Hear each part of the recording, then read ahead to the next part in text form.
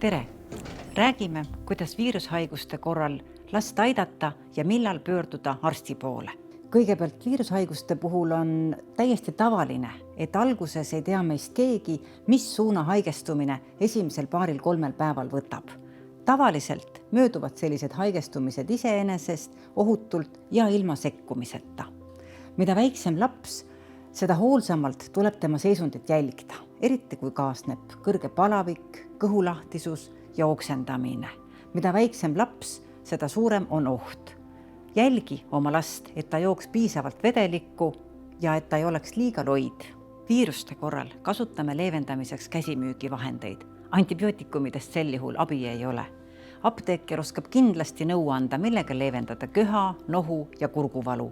Kui haigus 2 päevaga siiski ei parane, lapse üldseisund halveneb või tekib midagi muret tekitavat, pöördu oma perearstikeskuse poole. Kui vajad kohe nõu, helista perearsti nõuandetelefonile 1220. Nemad töötavad ööpäevaringselt ka nädalavahetusel.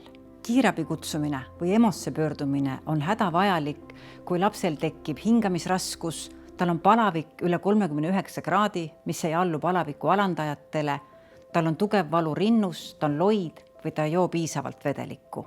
Pea meeles, enamik viirushaigusi möödub iseenesest. Apteek ja nõuandetelefon annavad soovitusi koduseks raviks. Perearst aitab, kui vaja. Hädaolukorras ära kõhkle, kutsu kiirabi või mine EMO-sse. Igale tervisemurele on õige koht.